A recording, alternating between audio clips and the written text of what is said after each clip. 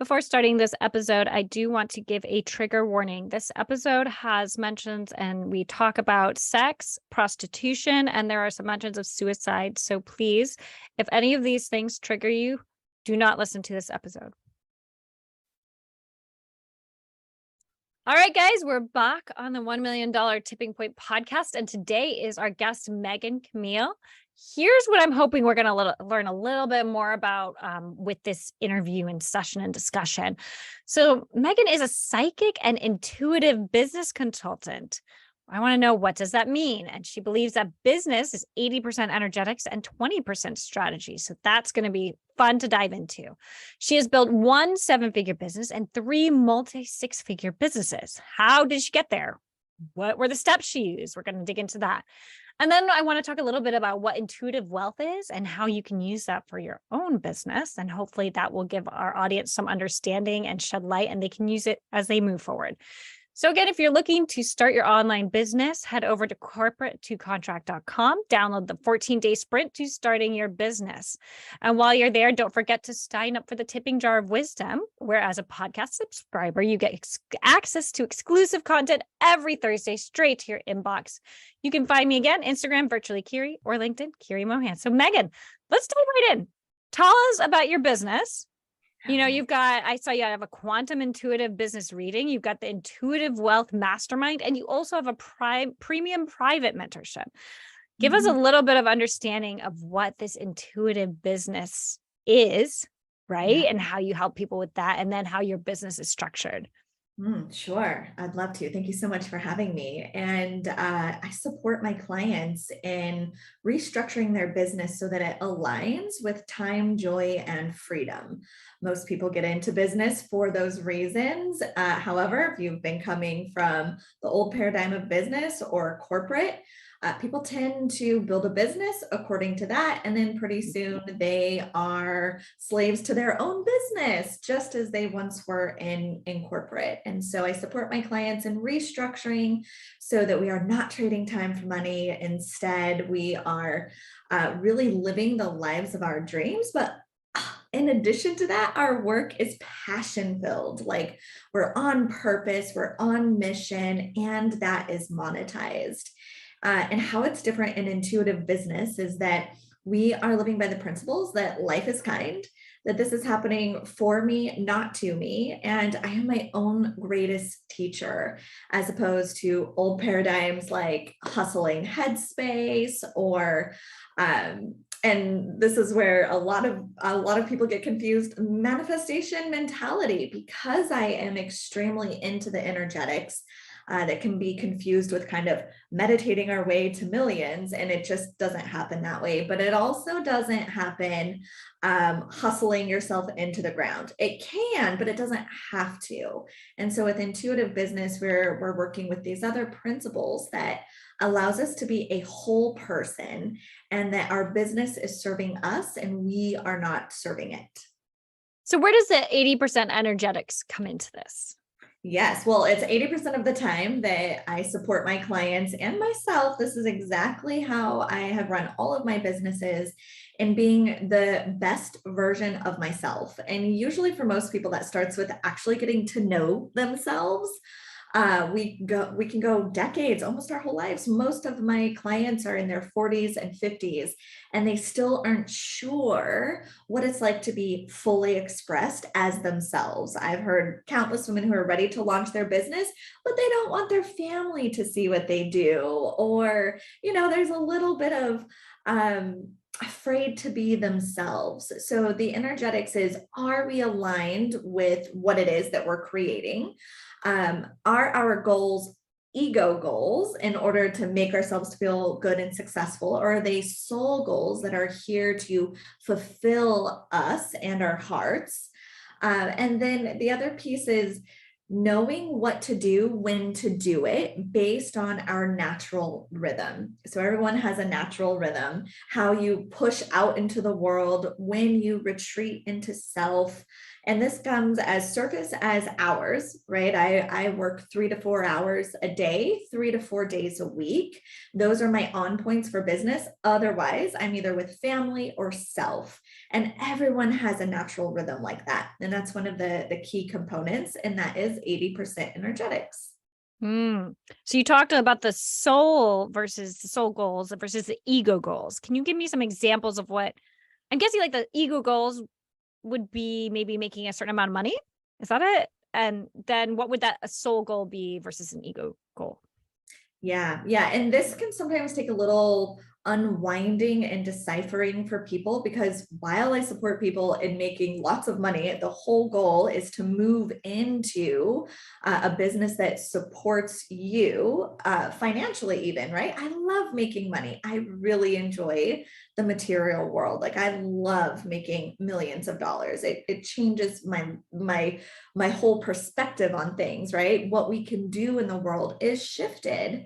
And if we are coming from a space of, okay, I want to make $10,000 a month, or I want to make $100,000 a month, and that is my initial goal, oftentimes people are really disconnected from the real reason that they want to do that. And if the reason that they want to make X number of dollars is so my mom will be proud of me, so my parents will be proud of me, or wounding from childhood, it is really challenging to get those goals to come to fruition.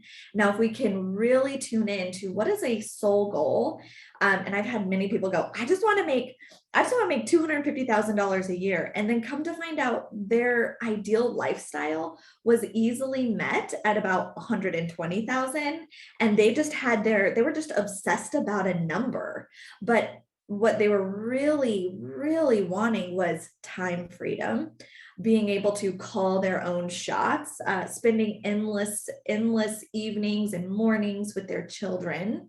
There is a lot more to a soul goal, whereas an ego goal is, I want this and I want to drive that because I'm going to feel really good, which is why we see so many people attain those things and then go, ugh, I feel empty. This isn't what I want to do. Have you ever turned anyone away because they were too focused on the ego goal and just couldn't get connected to that soul goal? No, I haven't. I have definitely worked with some tough cookies that actually I tend to attract those that are almost polar opposite, that they're like so A type, very goal driven. They tend to be the women who need that soft support the most of like, what's really here? Like, can Mm. we uncover what this goal actually means to you? So they tend to be my favorite because there's so much uncharted territory. They're just like a Pandora's box waiting to be, explored and discovered. Mm. This is so fascinating. I'm like, what would I have? Are my goals ego or soul? And I'm trying to, like, as you know, I think listening to this, if you are as your audience, as my audience, you might be like, oh no, I just have soul goals. But I don't know. I feel like a lot of people have ego goals in there for sure. Yeah. So If you have a money goal, you probably have an ego yeah, goal. yeah. It, even in making millions, I used to have the number my goal for the quarter and for the year up on my whiteboard, and now it is simply my highest good because I am in such full trust of the process and of life. And remember, one of the pillars is that life is kind. It's for me, not to me. Is Mm. that if I lose it all, divine, amazing, good. And when I'm in full alignment, I can't help but have all that I need, want, and desire. How do you get to that place? Or how have you, I mean, is it a lot of practice to get your mindset to that place? Or is it something you acquired and learned over time? Did you study under someone? How did you do that? Oh gosh, it has been a journey.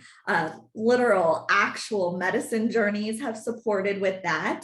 Plant medicine journeys and that sort of thing have been absolutely one of the catapulting methods that I use for myself.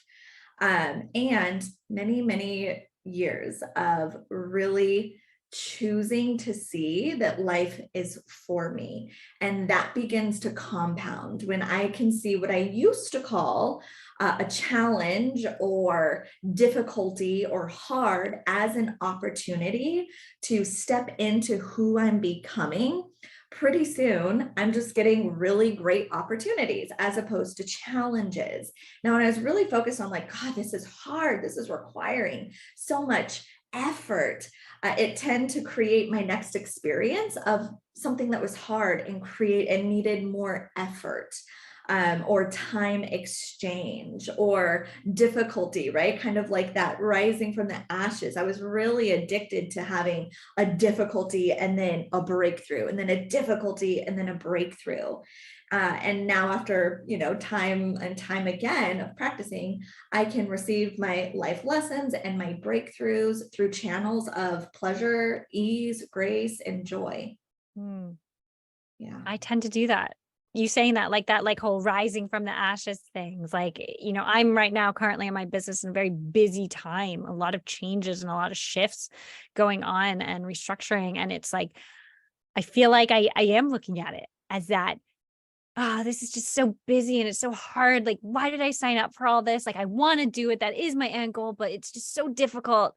And I think there's a part of me inside that wants to get through this because I know I will and be like, look at me, I did it. Right. I Yeah, got to the other side and I was able to figure it out. Go me. It's like almost, it is like an ego thing again, like patting myself on exactly. the back. Right.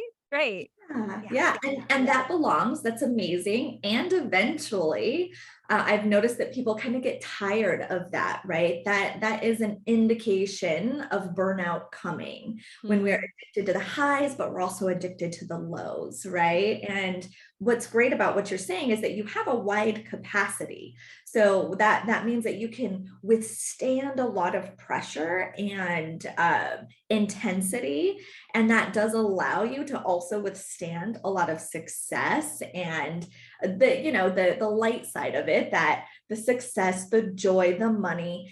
And it doesn't have to be this really rapid up and down. But most people unconsciously think that it actually requires this difficulty to get up here. But we can start maintaining up here where it's just ease, grace, and flow. But it does require doing enough of the hard stuff until it becomes easy. Intuitively, I would assume that you're past the part of not knowing what to do. And so that's really the most difficult piece is I'm not sure what to do.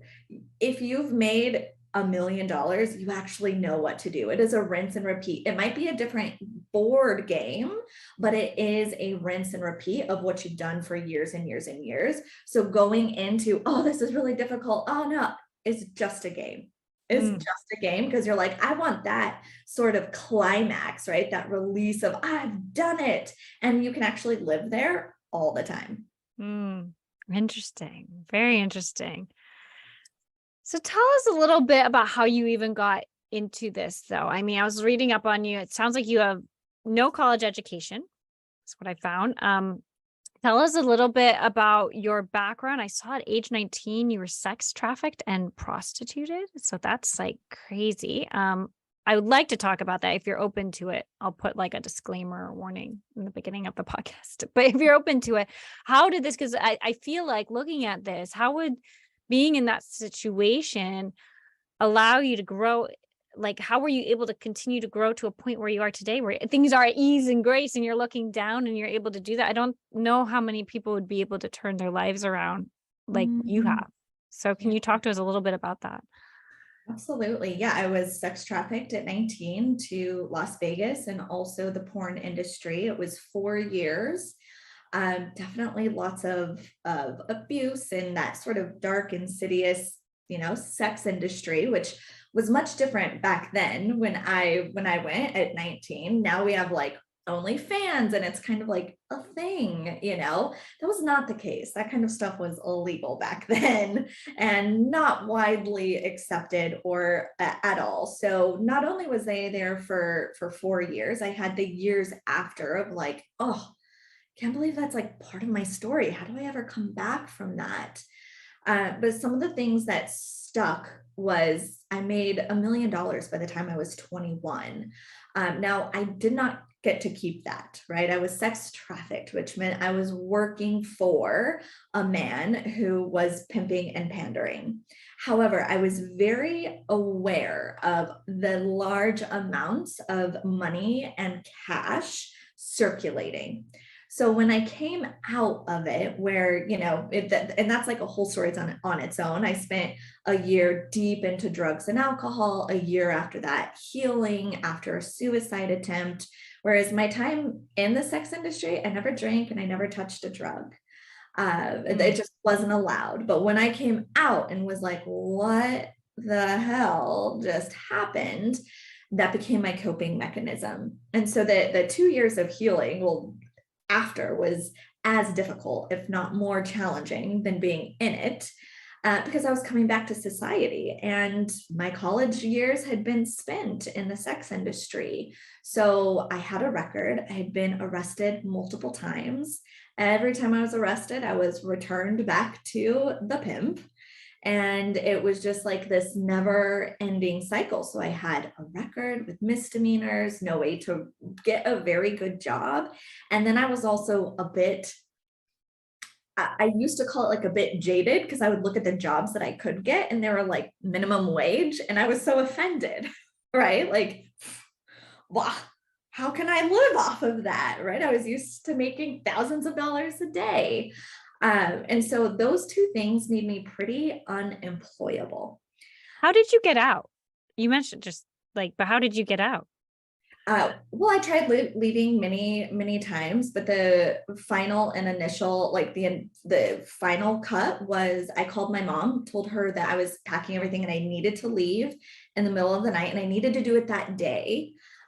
He's very, always watching sort of thing. So I was still pretending to get ready to go to work and that sort of thing. But I had my bags packed and, just said, can you pick me up? And so she drove across states to come and get me. And I left in the middle of the night.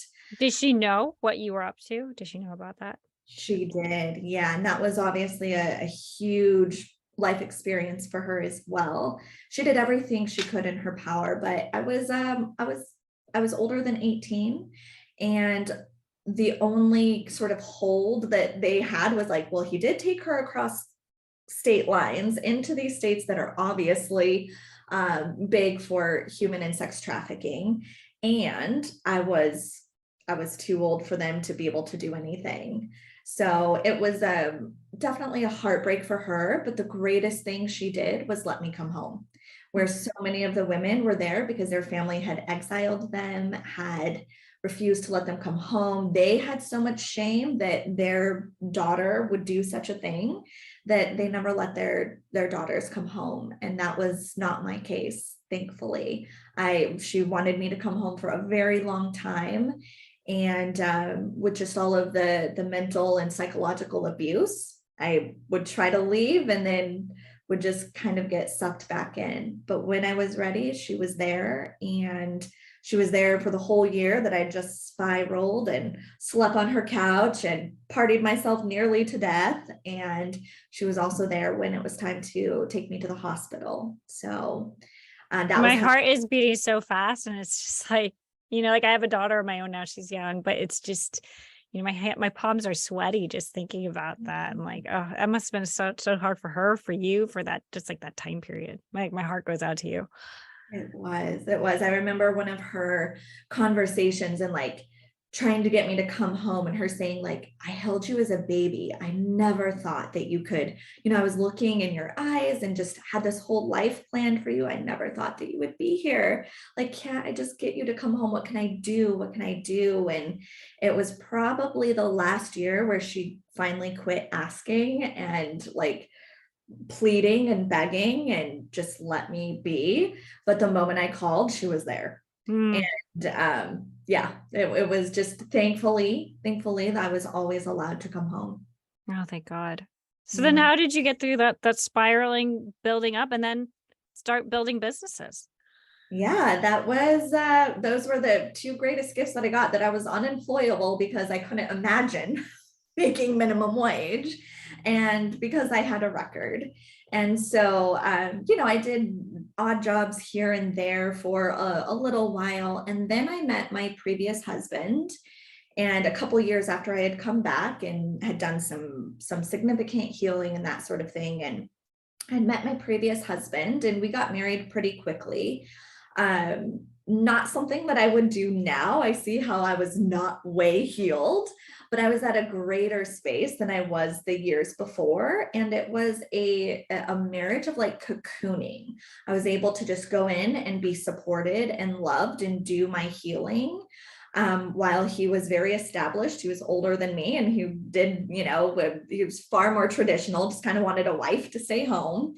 And that's all I could really imagine at the time. And so after years of that, I started having this pulling and calling, which I always had as a teenager. Actually, one of the reasons I went to Vegas was because I had this overwhelming inspiration. I had this beautiful picture of a business that I would be running, and had no idea how to start it. And that sort of inspiration with it was like motivation and inspiration, but no idea what to do with it. I knew I didn't want to go to college. And so it left me really open and susceptible to do something someone else wanted to do. And that started coming back. In my first marriage. I was in my mid-20s, and it made no sense. I would imagine doing it, and then I wouldn't. And toward the end of our marriage, I decided that I wanted to homeschool my kids and do Waldorf and Montessori. And so I started a little preschool. Actually, I first asked my husband, will you buy me a preschool so that I can be the owner? And he laughed at me, literally laughed, and said, that would be a very bad investment, because you have no idea what you're doing. And I was like, I was so offended, right? I was so offended because I was intuitively being guided to do this. And he's like, whatever. And so I started it from the ground up. And within 6 months, I was making 6 figures.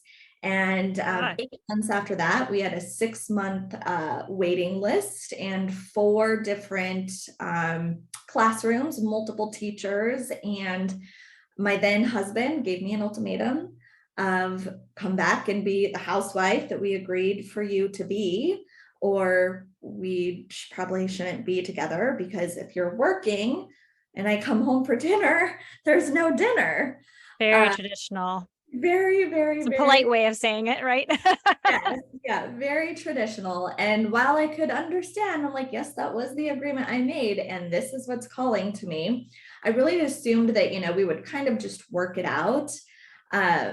But we didn't. I did choose to go for my business. Then that sort of contractual type of marriage. And so that was my first business. And I learned that I loved the enrollment process, but not so much the teaching. I loved the having a team and delegating and the leadership and the enrollment and really just the overseeing of it, but not being in it. And so my second business was born, and that was a sales agency. So those wow. were, that's how I came preschool into to sales agency. Yeah. So then you go into the sales agency, and how fast did you grow that? That was multiple 6 figures in the first 8 months again. So as I was starting to see a bit of a trend of, I didn't know in my mind what to do, but I knew in my heart what to do. I was being guided intuitively on what to do, and it wasn't making sense. But it was making money. Right? How was it not making sense? Like what do you mean by it wasn't making sense? It wasn't linear. It didn't start with a business plan. I had never done either of these businesses before doing them the first time. I didn't have any sort of business education or anything, and yet it was working out. It was really, my retention of clients and of team was very, very good. And my ability to bring money in the door was also pretty darn good. And what I did not love about the sales agency was it required a lot of time. And so I started noticing that I was not feeling happy, not feeling fulfilled, not feeling joyful in that, and eventually transitioned to doing consulting and the Sophia Mystery School. And those are the two businesses that are still up and here and alive and in the world. The other two are not. Those were years ago. But I started building my online businesses, the Sophia Mystery School and Intuitive Business Consulting, with all of that now knowledge, but also tapping into my intuition and creating these businesses that I loved working for 3 to 4 hours a day. Again, I work like less than 20 hours a week, but I enjoy the work that I do, right? Like I love it in those moments. And then I'm ready for a different way to spend my day. And that's how I have gotten here, supporting my consulting clients. How do you know when it's time to stop working during the day? Like I have that issue where once I get started, I just like don't want to stop. I'm like, rolling. So how are you able to be like, oh, I've worked my 3 or 4 hours. I think I'm just gonna step away now. How does I that? feel it. I don't feel inspired anymore. It feels like sacrifice. It feels like obligation. And sacrificial and obligatory frequencies are very heavy on a business, and they start contracting the avenues to receive money. So I'm better leaving some things on my list when I'm feeling done energetically, like, oh, I don't have anything else to truly give from a space of service and kindness. Mm. It would be in sacrifice, which is not service, or obligation, which is not kind. And so that's when I know it's time to step away. Even if there's still things on my list, they will be there tomorrow. They will be there tomorrow. And of course, team helps. So where you're at in your business really matters with this conversation, because when I was launching, I was wearing every hat, right? I didn't have a team. Now I have a team. So I grew into this, being able to delegate and work 3 to 4 hours. But my friend, even before I had a team, I was very clear on I could not work more than 4 hours a day and be in integrity with like, this is great work and I'm here because I want to be. So, it is easier now with a larger team. It would be different if I didn't have a team. I would have some parts of my business probably not up and running. What does your team look like right now? We have a Facebook ads manager, an executive assistant, COO, and social media and nanny. So there's a few people here. Yeah. What do you think are some challenges you've had with hiring? What is some advice you could give to our listeners? I love hiring. I don't find that challenging whatsoever. My greatest advice here would be to follow your intuition and not a resume. I do not care about resumes. I hire and then I read a resume. I feel into who they are and what is being spoken when we're having the interview. I spend a little bit of time with them. And I don't care about a resume, because if anyone read my resume, before they hired me, I would have never been where I am today. So I care about character, I care about leadership, and I care about self-care. It's one of my first questions is, how do you take care of yourself? Because if you're not taking care of yourself and you come into my business depleted, it will create your work looking a lot different. So we do endless time off, self-care days, paid time off, like their pay does not reflect their time. So if they want a day off, they get to take a day off. I care a lot more about their mental and emotional well-being, and then, take care of the work. Interesting. So are they employees then, not contractors? Or is it a mix? Yeah, no, if you were doing taxes, you have to be quite specific about these sorts of things. And so I follow the book and I follow my heart. Yeah. So some are contractors and some are employees. And what comes first is their well-being. Yeah. Interesting. I like that you have these self-care days. So someone like on your team, they might just say, hey, I need a self-care day, or do you have it like scheduled? Both. Both. Yeah. So we say, pick a day you want to go to the spa and we'll get you there. If they just need a day, usually because there's such fluidity and independence and leadership, it's typically not the day of. That's what can be really challenging in a business, right? Is if it's the day of like, hey, sorry, can't come in. That's far more challenging than like, I'd love to take a couple days next week for this. And so that's typically how it works out. Sometimes they're planned, especially for like birthdays and holidays and that sort of thing. And then other times it just comes about. I like that. I like that. Can you lay out for us, do you think, like, what were some specific action steps that you took growing your businesses, especially so quickly? I know you're going to say you followed your intuition. Even get specific about that, like if I'm listening to this podcast and I'm, I don't know, because we have a range, but suppose I'm just starting out. How did you grow your business so quickly? And then next question, if you already have a business and you're at least making 6 figures, say, how did you grow it to 7? Yeah. Yeah. Okay. So for the first one, I did not listen to other people. When I had an intuitive hit to go do this, I went and did that. This is kind of the rebel in me. And so I invite everyone to be accessing and activating that rebel, because nobody can hold your vision like you. So I did not ask my husband's permission. And had I followed his recommendation, I wouldn't have been here. I'm now happily married to a very supportive man, different than this guy I'm talking about. When it came through, I just went and did it. I made offers over and over and over. I did things that were really scary. Initially, I had not a very regulated nervous system. And so oftentimes this would create me throwing up. Like I was so afraid of rejection. I would get so nauseous and like be over the toilet, like, oh my God, I can't believe I just sent that email. I'm so embarrassed. Oh my gosh. Da, da, da. I would never guess that talking Yes. to you right now. Wow. Yeah, I would be like physically ill.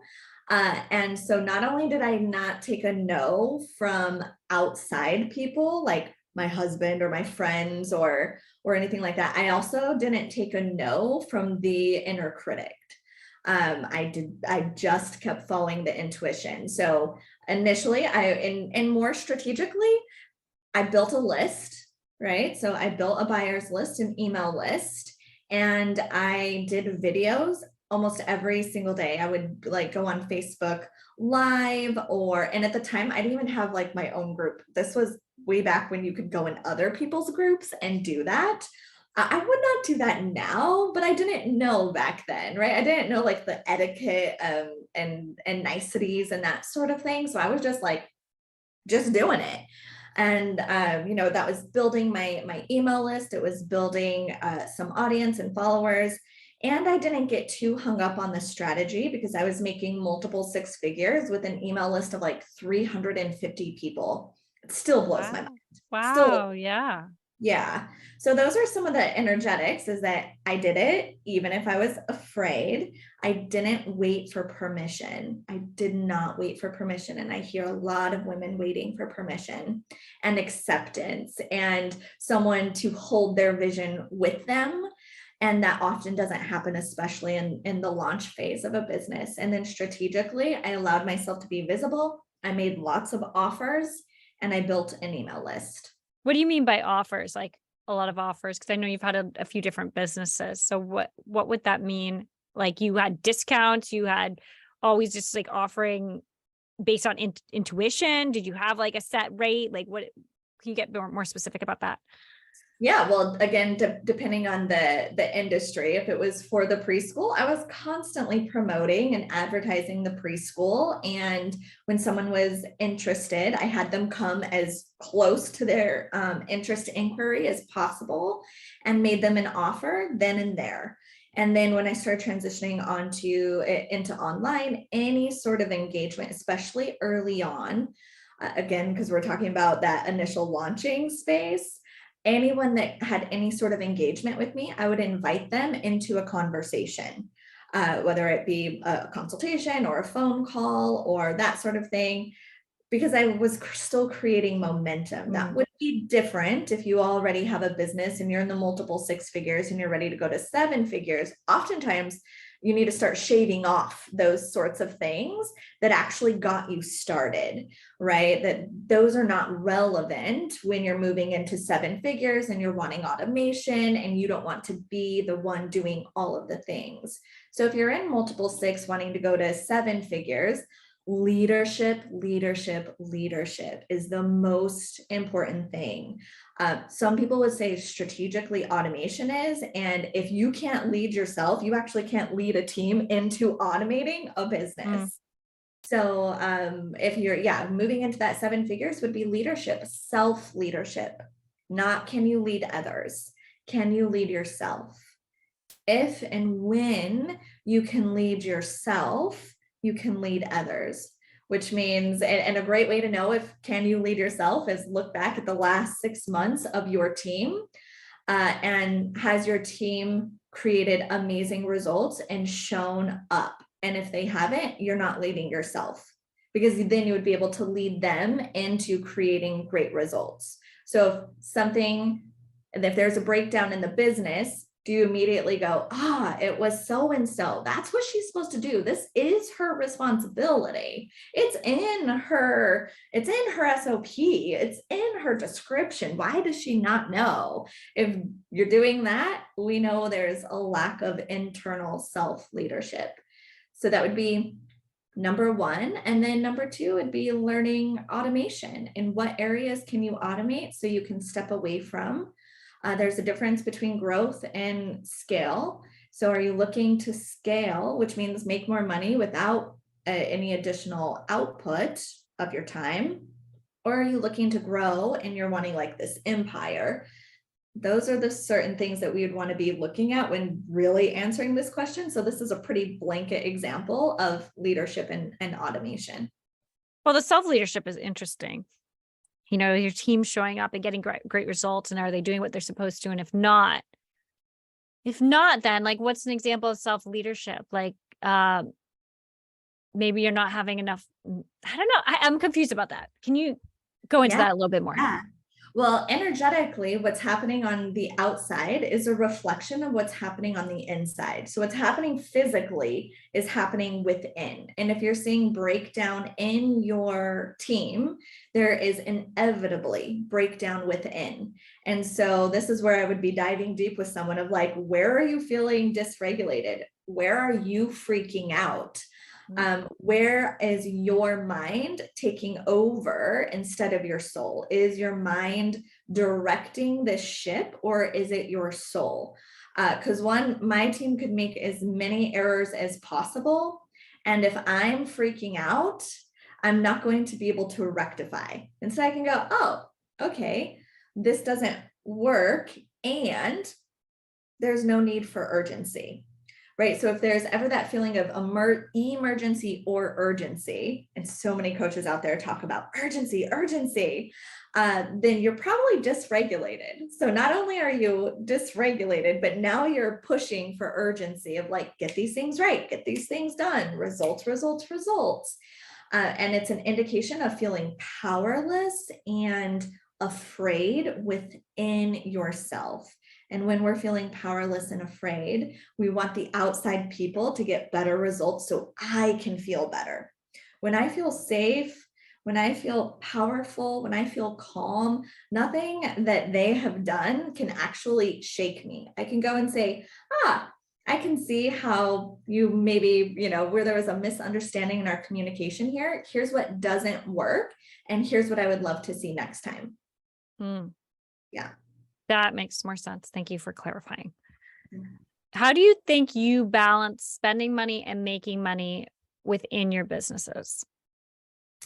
Yeah, this is a really great question, and it's about as woo-woo as everything else has sounded. This will too. I love that you're like admitting that it's woo-woo though. Like, yeah. You're like, I know that my stuff sounds woo-woo to people. Yeah. I'm going to keep Have you going. had that question? Like, what do you say when people think this is so woo-woo? Well, it can be woo-woo if it's making me money, right? And it's making my clients money, and great, I'll take it. And where I see a lot of people slowing down their growth is by not spending money they have on their business. They're certain that they should not invest in their business until their business is making money to then invest in their business. And so when people go, oh, I want what you have, I want to do it the way that you've done. And then they go, oh, no, I don't invest until I'm making the money. Well, that's not how I got here. That's not how I got here. Well, it does sound counterintuitive, right? Because it's money. And in order to spend money, you should have that money. I mean, of course, there's credit card debt and whatever, but there is that mindset. There absolutely is. And as we move into intuitive business instead of the old paradigm, because the old paradigm is to keep you linear, which means making slower decisions, and safer decisions, what we consider safer. So this is again where we feel our safety and our power from within, so that I'm not looking to money to make me feel safe, to make me feel taken care of. I can be with anything and with anywhere, with money, without money, and I can still tap into my power and my inspiration. So in the very beginning, I took loans and I used credit cards. I was in $40,000 or $50,000 worth of debt, and most people would crumble under that. However, I chose to learn to make money, to generate money, than to save money. Saving money would have meant I was working 40 hours a week in a minimum wage job as a single mother of 2 kids, and I would have never gotten ahead. And we see that in our world, in our society, especially in America, is once you have hit a minimum wage job and you have kids and you're a single mom, good luck. Good luck. And so I did invest every loan and credit card I could get into learning how to monetize. Now I don't have to do that because I learned to make money. I was able to pay that debt in one fell swoop, just no big deal, because I was making, $15,000 to $20,000 a month in like an 8-month time span. And that shifted a lot for me. I still do not fear or reject debt, right? The wealthy leverage debt. So I continue to leverage debt, just in different ways than my younger 20-something-year-old self did. And I look back at her and I go, thank you for going against the grain and doing it differently. So now how it looks is I spend a lot of money. I'm not making money to hold it and look at it. So I invest it and I spend it. I am constantly circulating money. I'm of course I allow it to grow, but in ways that are creating and compounding, that are exponentially growing, and I spend it. I do not hold in a regular account. Do you recommend that to your clients? Do you tell them to go in debt as well? Or does it depend on their situation? Totally depends on their situation. Yeah, it totally depends on their situation. My encouragement is to find your safety and your security and your power from within, because our financial system is already skewed towards those that have money. If you keep looking to the outside world and the outside money for you to feel safe, secure, and powerful, you will stay in this bracket that is designed to not get out of. So if you keep playing by those brackets rules, you won't get out of it. Now, not everyone necessarily has to go into debt, right? Some people have savings, some people have family. I didn't. It was what I had at the time. So tell us a little bit about where you see your business going in the next, let's say 2 to 5 years. Yeah, I have a big vision. Like, my big vision is to continue supporting men and women in getting out of this old paradigm matrixy way of living and becoming sovereign. I don't have to have an empire. I used to have this vision of like this big empire and everyone knows my message. I'm really unattached to that. I really care about working with people that I love to work with and that I can continue feeding into this new paradigm of money where it's in the hands of conscious leaders and people who are ready and willing to do something different, not just for themselves, but also for their team, the way that I do for my team. So that creates a ripple effect. We are moving to Bali in the next couple of years. We have a couple homes being built out there. So, I'm excited to do that. And I am so content with my life. And perhaps a new vision for it will drop in. But right now, there's absolutely nothing I would change. There's nothing I would change. I wish I could speed up like that house building thing in Bali, and I can be uber grateful for the time before. No, what you were talking about earlier, was that the intuitive wealth that you were that I kind of referenced in the beginning, and just using that wealth for good and like the ripple effect? Was that intuitive wealth, or is that something a little bit different? Well, intuitive wealth mastermind is my mastermind, but what intuitive wealth means is that we are innately prosperous, wealthy beings. We've been programmed to see money and wealth outside of us. And so intuitive wealth is knowing that, I am the source of, and I generate my own prosperity. Okay. Thank you for clarifying that. So what do you think are some hurdles you face specifically as a woman while growing and running your businesses? Well, lots. But the two that really stand out to me is in the initial phases of business, right? Like that first couple of years, that first 6 figures, looks different for everyone. But the first couple of phases of the launching is the sort of entitlement of husbands or men or fathers in the lives of women to let them know that it's not a very good idea and you shouldn't invest money in learning how to run a business.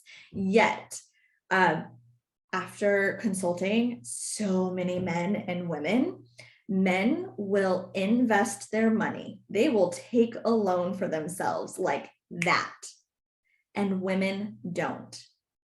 They just don't. They hold. Do you think when is the difference between cautious concern, this little bit of like, okay, we also need to be making money though, so I want to make sure you're doing the right thing when you start this business, versus like a more controlling aspect in a sense? What do you think is that difference? Or are you saying like we shouldn't even, like both shouldn't even exist and men should just be 100% supportive? If you have a desire, of course, they should 100% be supportive. And we can't require them to be supportive of us if we don't require ourselves to be supportive, right? So there's a difference between permission and support. And I would say the permission piece is what takes it to in my what I would not be okay with. A boundary for me is a permission. Yes, you can, or no, you can't. Now, maybe not bought in on the vision. Sure, no one's going to be bought in on your vision initially. Now that my husband is retired, I retired him in November. I think he's really grateful that I didn't wait for anyone else's permission. And there is a certain level of permission wanting that women have. And there is within the masculine realm a permission giving or taking, unless it's for them. Right? When I talk to men, they make a very quick, rapid decision for themselves. When I talk to women, they need to consult their husbands, right? And if this vision and this business has been placed on your heart, no one can make a better decision for it. They just can't. No one can. Like, not a mom, not a best friend. If this vision is on your heart, it's for you. It's for you to make that decision. Well, let me go to a personal example then. All right, because this is why I'm asking about this, and I know we're coming close to the time when we're going to be done. But so I have recently hired a business coach, and she was outside my budget But I said to myself, okay, you know what? If I don't pay myself this month, this is worth it to me because hopefully she will help me exponentially grow my business, right? But I did say to her, like, I just need to make sure, like, I let my husband know. I wasn't really asking for permission per se, but maybe there was a little bit in there because it's something that he needs to be aware of. Like, hey, I'm not going to pay myself this month. I hope you're okay with that. Even though, like, so, like, I guess even if he said no, I probably would have fought him on it because, like, it's important to me. But it was like a moment of like, I do need to. I will work with you, but let me get back to you tomorrow. So there is like, it's a little bit of a tricky situation. So what would you say that is? Like that's fascinating to me because yes, I guess I was asking permission in a way, but it was also more like a telling in my mind. I was like, I'm telling you, this is going to happen. But he didn't say no. He didn't say like, no, you can't. So I don't know if I would have reacted. Would I have backed down if he said no? Like, I don't want you to not pay yourself. I don't know. Yeah. And this is like the spaghetti bowl of like relationship, masculine and feminine energies and old school like roles, and then money and business. And they're all kind of like together, right? So to pull them apart is the unblending of them can be pretty fancy. And of course, I talk to my husband about any and all things, right? Like, and we're very clear that my vision is his vision too. He could not possibly not want for me what I want for myself. Yeah. Okay. That's in return, right? Like whatever vision he has, I could not possibly not want that for him. Like I want him to be fully expressed in such a hell yes to life. And we have done such immense inner work that I would be willing to lose it all and go broke for his dream and vice versa. Because once you've done it once, if you've built once, you can do it again. Right. And so it's just really learning about the generation, like generating money. And then right there creates a lot of, it's just money. It's just money. Right. And the tens of thousands of dollars that I've spent with a coach that I'm like, well, that didn't work. Right. Okay. And, I'll work with someone again when it does. So it's more of like, we hold each other's visions. Now, initially, I didn't have a partner that could do that. But now we hold each other's visions that I would never want to be the one to say no to him, and he wouldn't want to say no to me. So what I'm hearing is that you just have open communication with your husband, like, hey, this is gonna affect maybe next month's finances, and I'm really excited about it. I had to talk about it because I was like that. It was in my head while you're talking about this. And I'm like, oh no, was I asking permission? What was I doing? Also, I've noticed that you're really good at not saying, but you always say, and, which I try to work on with myself, but I never seem to get there. But see, I just said, but, and you always seem to say, and instead of but, which is, I think, such a good communication tactic and such a good mindset tactic that I'm trying to work myself towards. So anyway, we've gone through tons of advice. If you could just like distill down into one piece of advice for women as they're trying to grow their businesses, what would it be? For women, distilling it down to one piece of advice. Oh my gosh, that is so hard. You are worth it, and no one can do it better than you. You're worth it, and no one can do it better than you. And you're your own greatest teacher. Like that. Yeah, it's all internal. Where can we find you? Here's your moment to share your website, any social media handles, anything like that. Yeah, megancamille.com. You can find me there. And I'm on Instagram at the Megan Camille, and Facebook, Megan Camille. Nice, easy peasy. Yes. What is one philosophy, mantra, or quote you try to run your business by? Life is easy. It is for me, not to me. I love it. So thank you so much, Megan. I really appreciate you giving us advice really right up to the end here. This has been great.